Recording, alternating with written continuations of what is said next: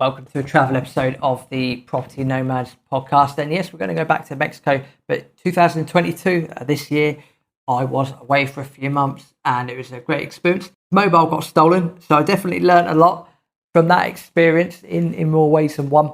But a bit of housekeeping first. I think a while ago, maybe even at the start of all the travel episodes, we mentioned that the aim of the travel episodes, once we recalled everything that Aaron and I had done in 2014, 2015, we would then focus on getting prepared to go to the World Cup in 2022. Unfortunately, that's no longer happening. So the ideas that we did have, that would be to a bit more of an experience about the Arabian Peninsula, shall we say. We weren't just going to go to Qatar, Saudi Arabia, Oman, all these sorts of places.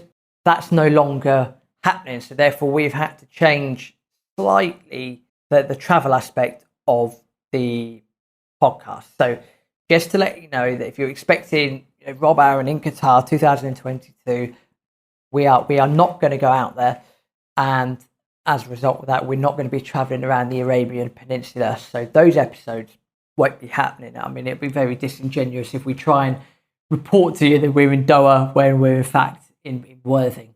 It's a bit of a difference.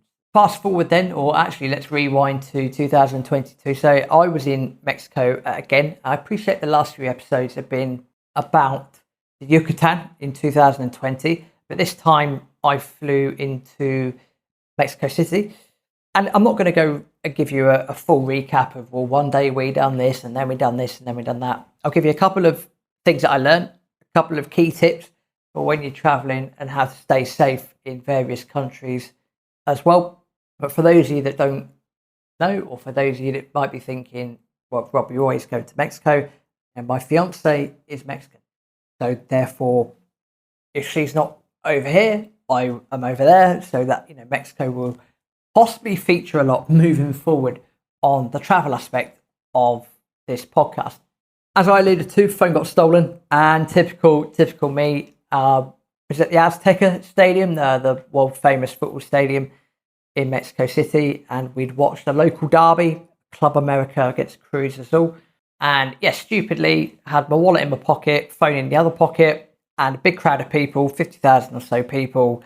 And yes, 1 minute my phone was there, and the next minute my phone wasn't there, which was a pain in the ass, but thankfully my wallet was still there. The most annoying thing about that was that I had thought about putting it into my partner's bum bag, because she was and she's Mexican, and she carrying a bum bag around with her all the time. And I thought about giving her my phone and my wallet for safekeeping, and then thought against it. So lesson number one, take a bum bag with you.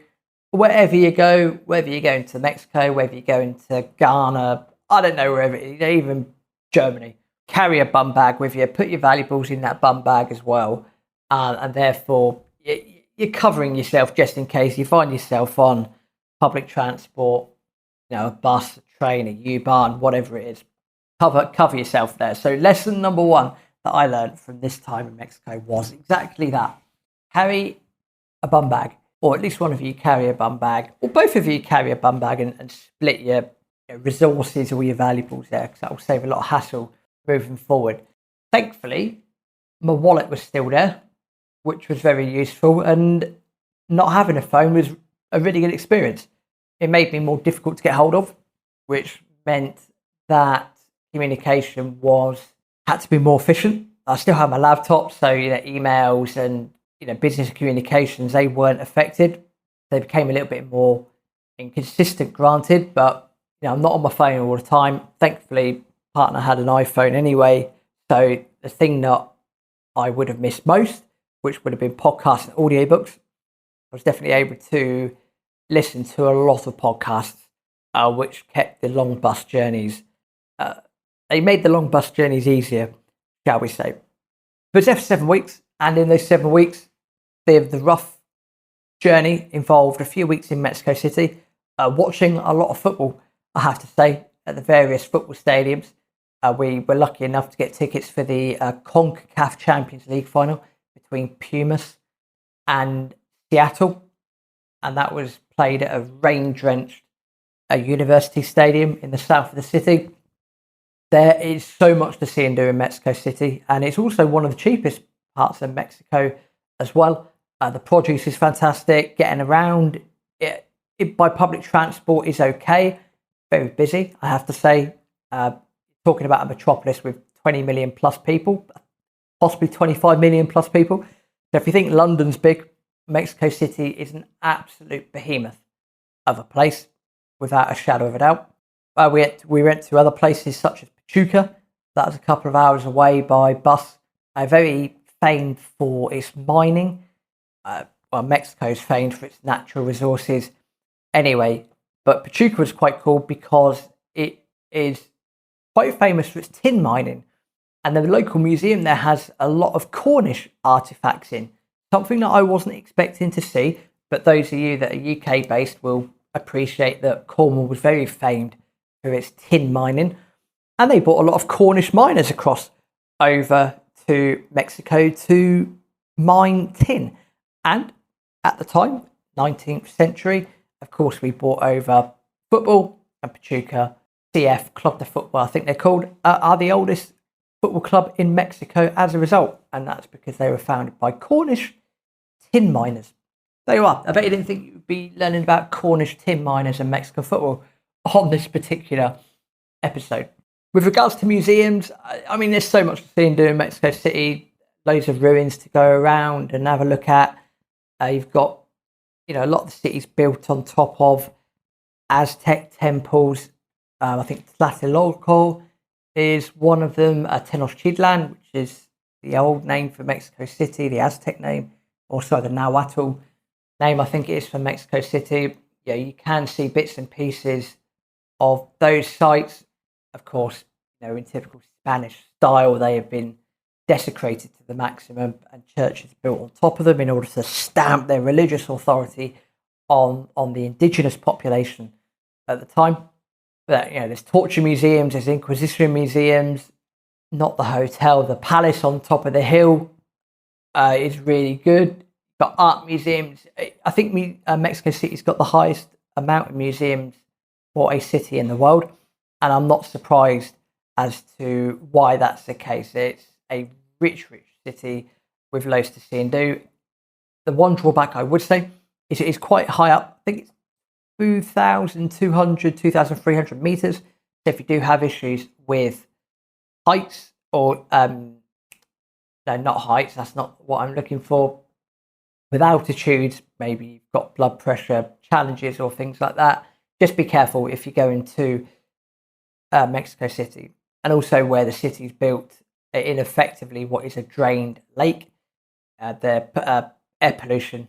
I'm sure I didn't see the sky for the first 2 weeks in Mexico.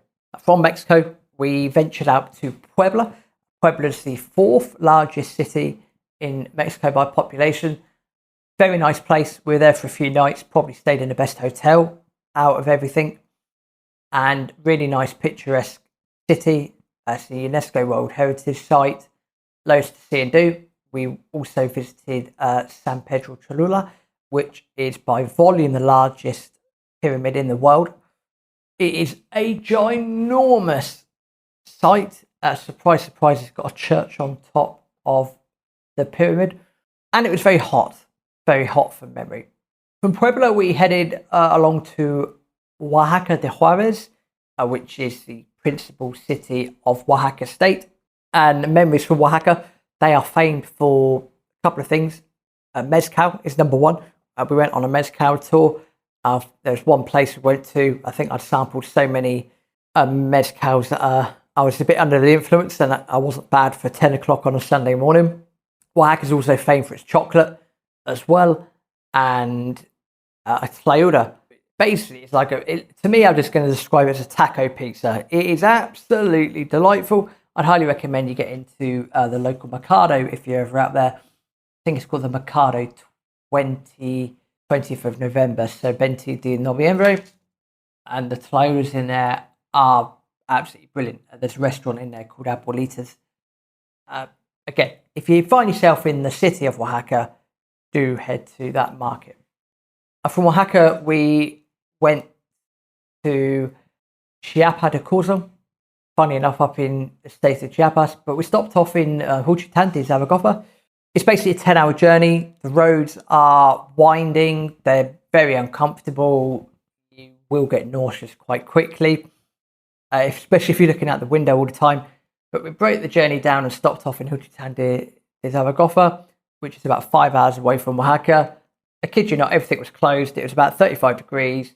So sat in the swimming pool for a little bit and then airconned ourselves up to the eyeballs because it was absolutely roasting. And then the following day, we went into Chiapa de Corzo, where it was just a paltry 38 degrees. You had the Canyon de Sumidero there, which, if you go down to the boat on the river, you can take a boat tour. It was about 275 pesos at the time, so about £13 at the time. And it was a great 2-3 hours. It wasn't that hot because you're obviously moving at quite a speed.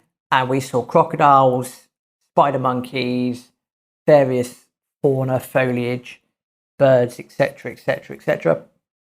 So that was a really, really good experience. Thoroughly enjoyable. And when you get into the area of Chiapas, Mexico becomes even better because the coffee is off the scale.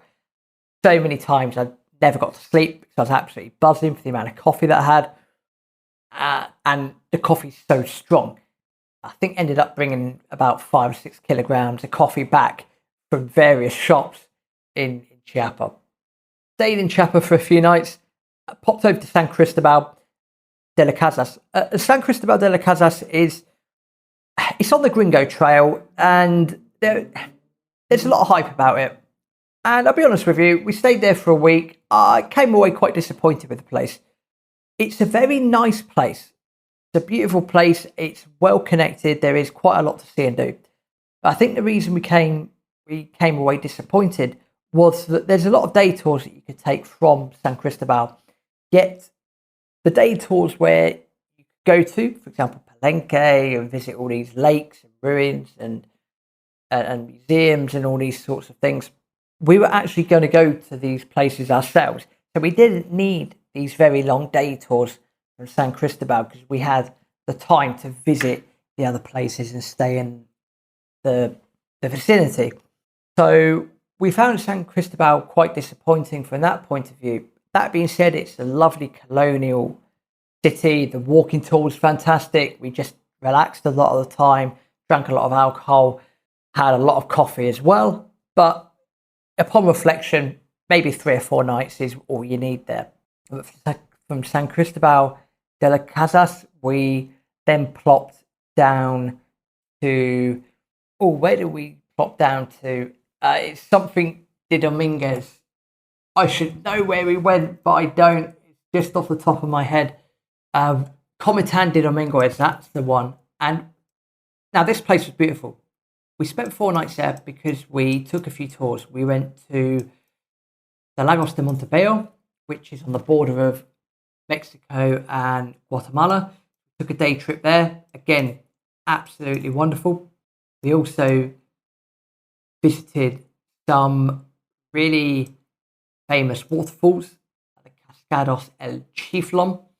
We took a colectivo to get there, and that was a nice big hike, 1,400 meters to see 5 or 6 different waterfalls. That was physically incredibly exhausting, but well worth it once you got to the top. Again, the food was absolutely fantastic. We took our time in that city, visited some local ruins as well. Just absolutely delightful. If you do get there and you do have time there, do go to the Lagos de Montebello, but also head over to the Zona Arqueológica Chincultic. It's free to get into, and there's not loads of ruins there per se, but the creme de la creme is the fort is not the right word, but I'm going to use it anyway, on top of the hill. It's about 260 steps to the top, but the views are absolutely breathtaking. Highly recommend that. It's the Zona Arqueológica Chincultic. Again, you can get a combi there and get dropped off and walk to the site itself. Highly recommend it. From Comitán, we headed off to the Tonina ruins. Now, the Tonina ruins are just outside a place called Ocosinco. But you're now going into the heart of Chiapas. You're going into Zapatista territory, where they don't really recognize the government of Mexico. They're a bit rebellious from that point of view. I completely understand why, having, again, visited a bunch of museums. But in order to do that, we had to travel back to San Cristobal de las Casas and then get a private taxi up to Ocosinco, and then get another private taxi to the Zona Arqueológica de Tonina. We spent 2 days at a lodge in the middle of nowhere, in the absolute middle of nowhere. Absolutely delightful. It's peaceful. It was quiet. The ruins were delightful. We visited them on one morning, and just the pace that we'd had and the fact we've been in cities, to be in such a place was just so calming. From Ocosinco to Palenque, again, Palenque, you've got famous ruins, loads to see and do. Biggest faux pas there was having all my washing done and then only having a pair of jeans to wear, which when it's 38, 39 degrees, it made for a very uncomfortable morning. And then from Palenque, we headed back up into Merida in the Yucatan. Don't need to go into that because I touched upon that last time. What I would say, though, is there's an episode or a series on Netflix called The Taco Chronicles, and we happened to eat at the restaurant where the woman that appears in the Cochinita Pibil episode of The Taco Chronicles, it was her restaurant, and holy Moses, probably the best tacos I think I've ever had in Merida. And then from Merida flew into Mexico City. If you're ever flying from Merida into Mexico City, or you're ever flying from the east part of Mexico into Mexico City, do not have a full breakfast before you go there, because the landing is a pain in the ass. It's quite steep. I felt ill all day because of the descent is incredibly sharp. And then, of course, a proposal to who will now be the future Mrs. Property Nomads podcast happened at the end of as well. So there's a quick summary of Mexico 2022. I guess so, with the title of this episode being Top Tips for Staying Safe, stuff that we've mentioned before. I would say have yourself a bum bag, put your valuables in the bum bag, always look like you know where you're going, try not to look too touristy.